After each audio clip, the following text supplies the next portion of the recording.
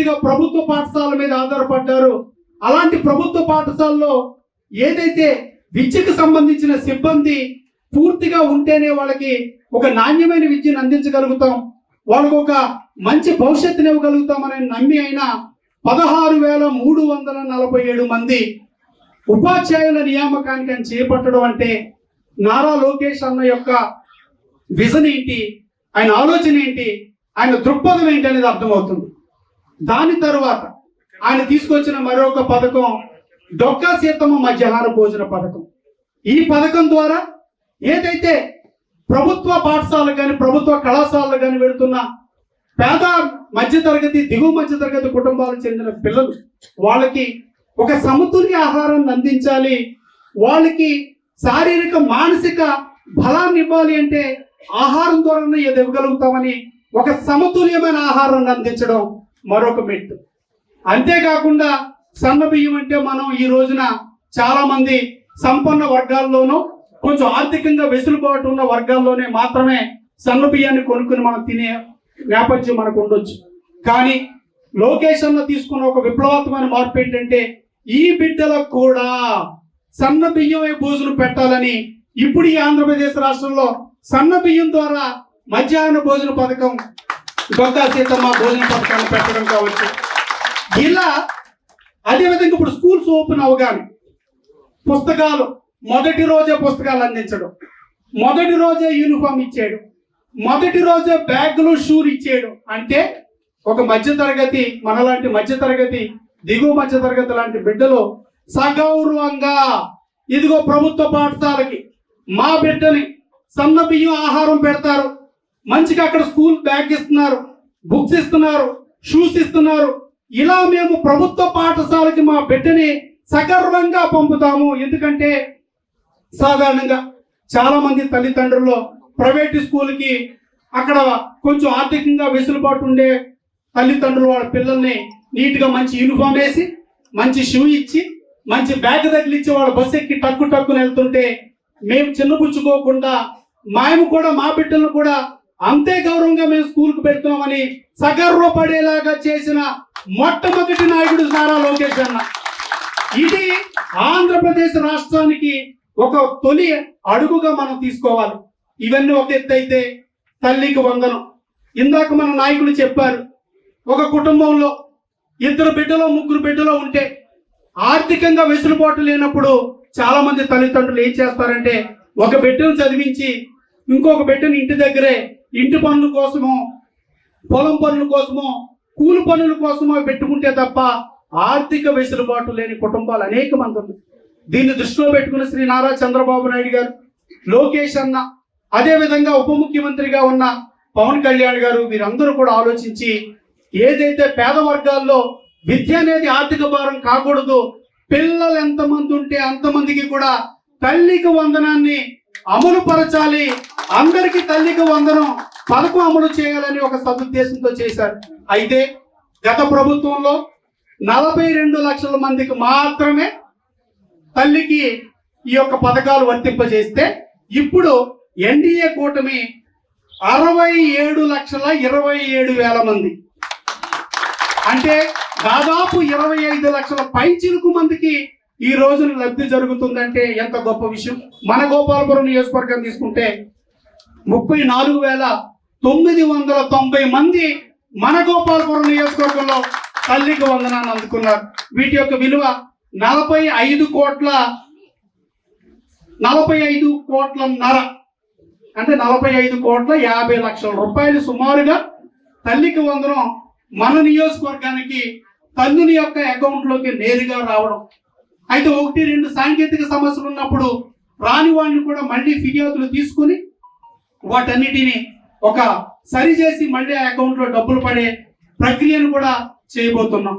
ఈ రకంగా ఒక విప్లవాత్మకమైన మార్పులు తీసుకొచ్చి విద్యారంగంలో ఒక ప్రక్షాళన తీసుకొచ్చి లోకేష్ అన్న వయసులో చిన్నవాడైనప్పటికీ ఆయన అనేక మంది తల్లుల యొక్క వాళ్ళ యొక్క మానసిక సంఘర్షణ వేదనని అర్థం చేసుకున్న ఒక పెద్దవాడిగా ఆయన ఇంత మార్పులు తీసుకొచ్చి ఒక విద్యా వ్యవస్థను ప్రక్షాళన చేసి ఒక వెలుగు వైపు నడిపిస్తుంటే ఓ పక్కన మనకు ఒకడు ఉన్నారండి సైకో జగన్.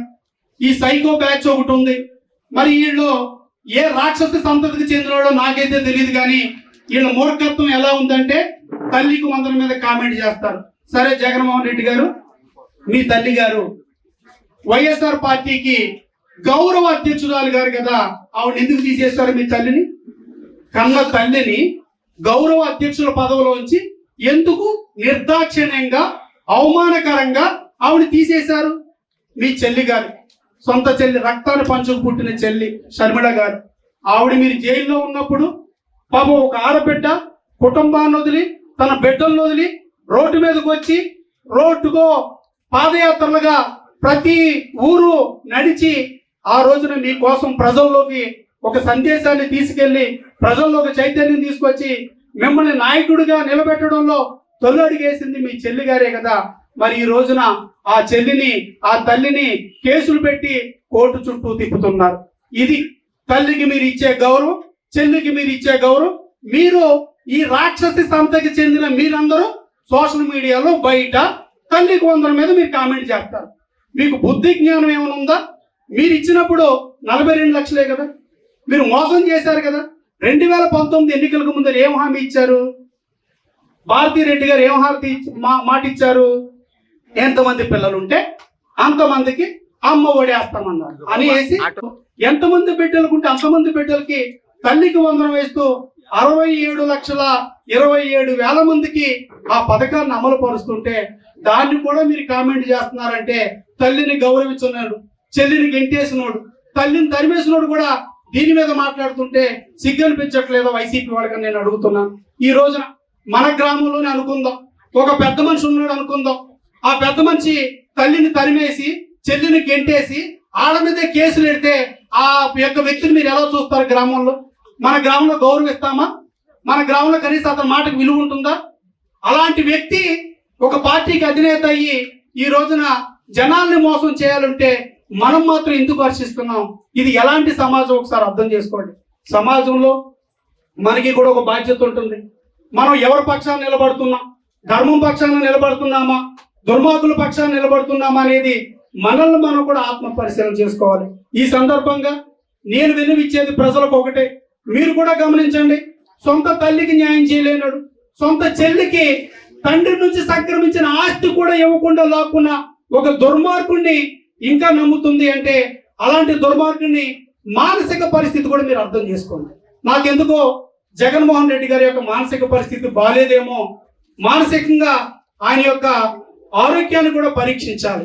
కొంతమంది పాపం తెలియక తందాన తాను వెళ్ళే ఒకళ్ళిద్దరు కూడా ఈ సమావేశం సందర్భంగా చెబుతున్నాం.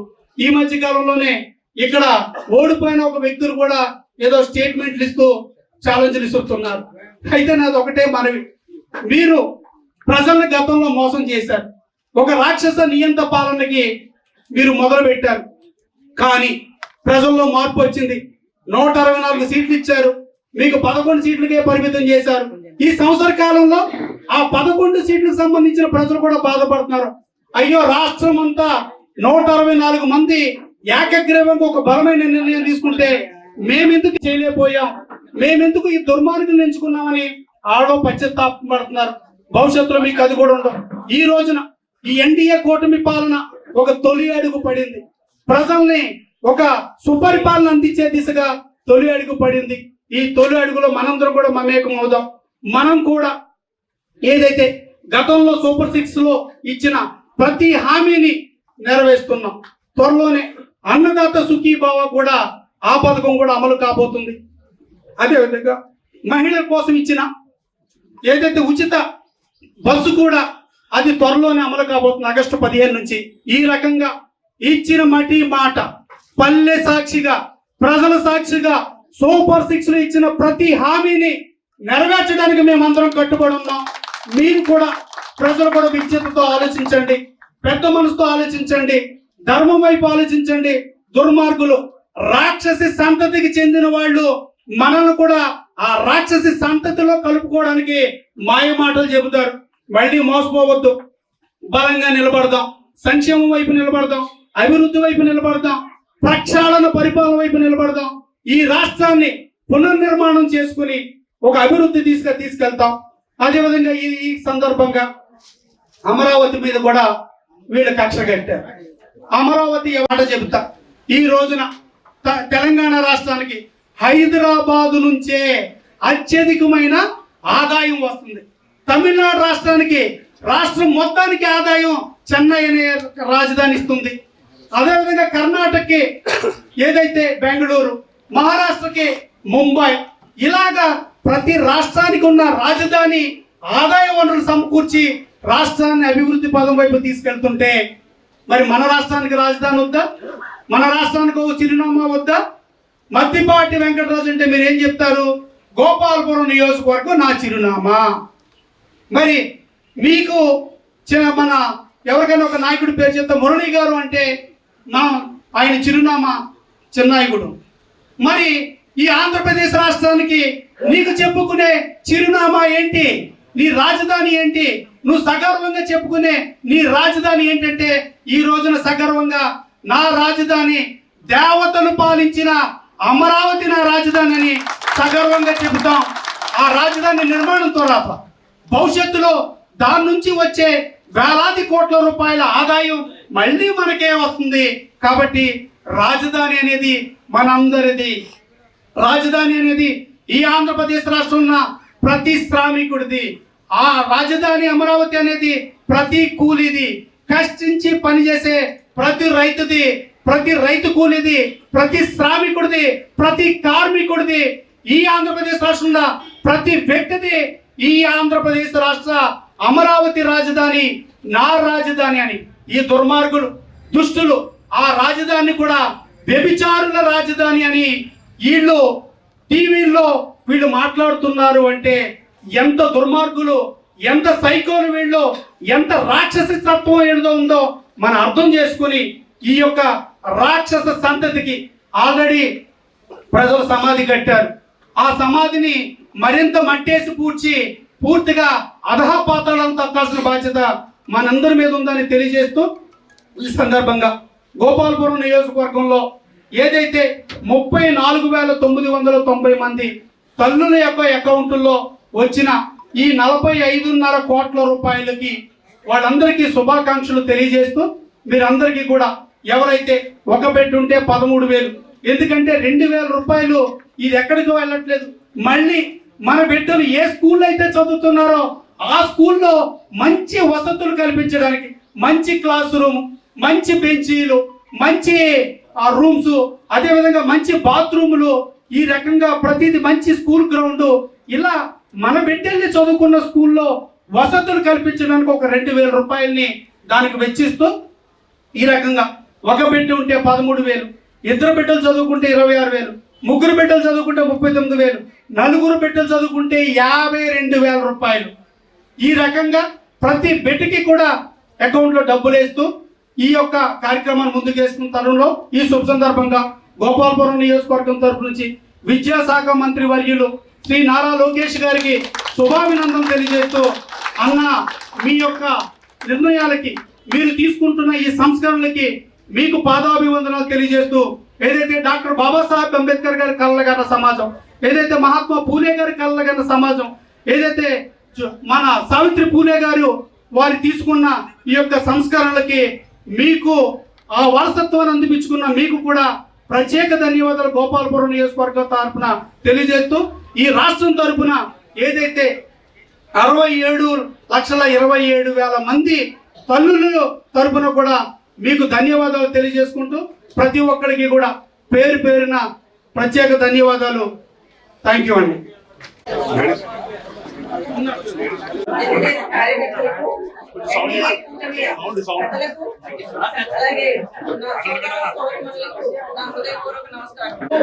ముందుగా మన మిషనరీ చంద్రబాబు నాయుడు గారికి, అలాగే మన ఆశాదీపం లోకేష్ గారికి, ఈ పొత్తులో విజయానికి సహకరించిన పవన్ కళ్యాణ్ గారికి, బీజేపీ కార్యక్రమం తల్లికి వందనం. ఇది ఒక చరిత్ర. ఎందుకంటే గత ప్రభుత్వం ఒక కుటుంబంలో ఒక విద్యార్థికి డబ్బులు వేసి నేను ఏదో చేశాను అని అనుకునే జగన్మోహన్ రెడ్డికి చెంపపెట్టుగా మన చంద్రబాబు నాయుడు గారి నాయకత్వంలో కూటమి ప్రభుత్వం ఒక కుటుంబంలో ఎంతమంది పిల్లలు ఉంటే అందరినీ ప్రోత్సహించిన ఘనత మన చంద్రబాబు నాయుడు గారిది. ఒక తల్లిగా ఆయనకు ఎన్నిసార్లు కృతజ్ఞత చెప్పినా తక్కువే. అలాగే ఈ కూటమి ప్రభుత్వం కొన్ని సంవత్సరాల పాటు అధికారంలో ఉండి ఇలాంటి సంక్షేమ పథకాలు ఎన్నో నిర్వహించాలని మన రాష్ట్రాన్ని మన ఎమ్మెల్యే మధ్యపడి వెంకటరావు గారు చిన్న పెద్ద కుటుంబం మతం అని తేడా లేకుండా అందరినీ సమన్వయంగా చూస్తూ మన ఏరియాని అభివృద్ధి పథంలో ముందుకు నడిపించాలని మనస్ఫూర్తిగా కోరుకుంటున్నాను. నాకు ఈ అవకాశం ఇచ్చిన పెద్దలందరూ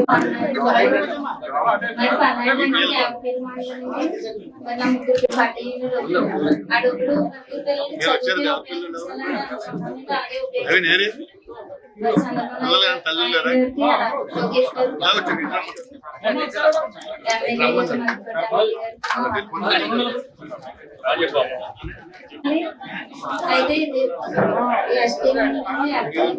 వరకు ఒకటే పార్టీ ఒకే పార్టీ ఇది కూడా చదివించుకోవాలని ఆశపడుతుంది. అలాగే చంద్రబాబు నాయుడు గారికి లోకేష్ గారికి ఓకే ఓకే అందరూ సంతోషం నవ్వుతా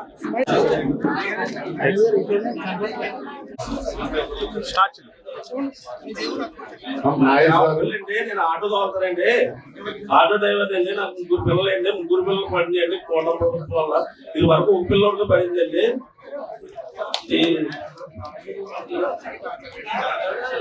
ముగ్గురు చదువుకు ఉపయోగిస్తానండి డబ్బులు 39,000 అండి. మీకు ఎవరేసారండి డబ్బులు? లోకేష్ గారు చంద్రబాబు నాయుడు గారు వేసారండి. ఎమ్మెల్యే గారి ద్వారా ఎమ్మెల్యే గారు ధన్యవాదాలు. లక్ష్మీపురం గ్రామం కాదు, నేను ఎస్టీపురం అండి, ఎర్రలం అండి. నేను ఎంతో కష్టపడి పూల పని చేస్తూ లారీ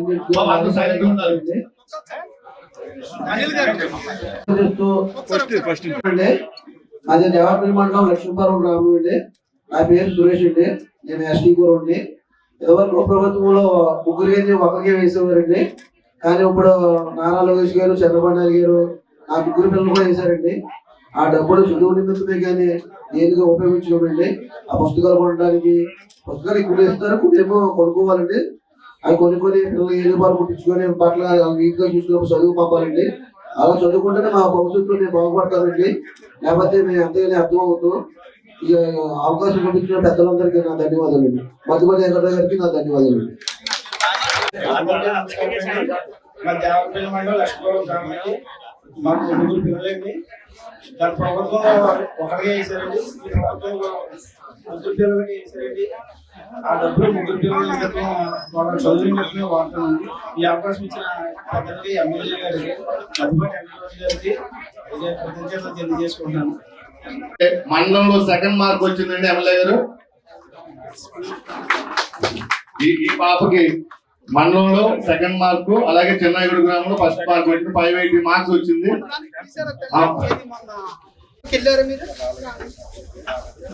ఎర్రగూడెం 583 వచ్చిందండి. పాపకు 580 అండి. మనం ల్యాప్టాప్ ఇద్దాం అనుకున్నాం కదండి. అయితే మీరు ఫస్ట్ ర్యాంక్ వచ్చిందండి ఈ ఊరికి. మురళి గారు 10,000 రూపాయలు వీరికి సత్కారం చేశారండి. వీరి అవసరాల కోసం విద్యార్థికి తోడ్పాటు ఈ ప్రతిభకి ఖచ్చితంగా ఉపయోగపడుతున్నారు చేస్తూ ఈ పాప మరిన్ని ఉన్నత శిఖరాలు అధిరోహించాలని ఆకాంక్షిస్తూ నెక్స్ట్ శరణ్య నీలపాల శరణ్య ఎక్కడున్న ఇది కూడా చిన్ననేని శివ గారు ఈ తోడ్పాటును అందిస్తున్నారండి. ఈ పాపకి ఈ ఊర్లో ఇద్దరికి 2 సెకండ్ మార్కులు వచ్చినాయండి.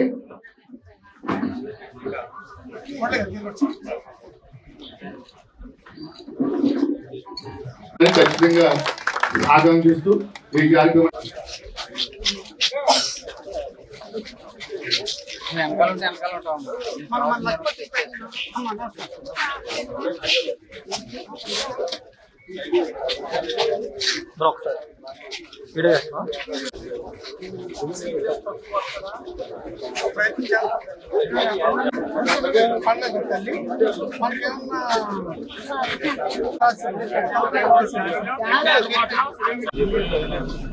అడిగింది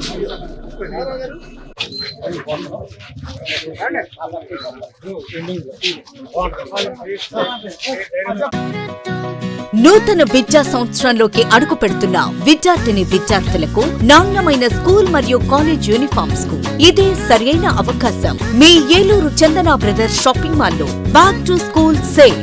ఏలూరు మరియు పరిసర ప్రాంతాలలోని అన్ని స్కూల్ మరియు కాలేజీల uniforms, school shoes, school bags పై 9.5% ప్రత్యేక తగ్గింపు. ఉత్తమ నాణ్యత, అత్యుత్తమ క్వాలిటీ లభించును. అన్ని స్కూల్, కాలేజ్ బ్యాగ్స్ మరియు షూస్ మా ప్రత్యేకత. ప్రతి విద్యార్థికి మన్నికైన స్కూల్, కాలేజ్ యూనిఫామ్స్ లభించును. విచ్చేయండి Chandana brothers shopping mall, main బజార్, ఏలూరు.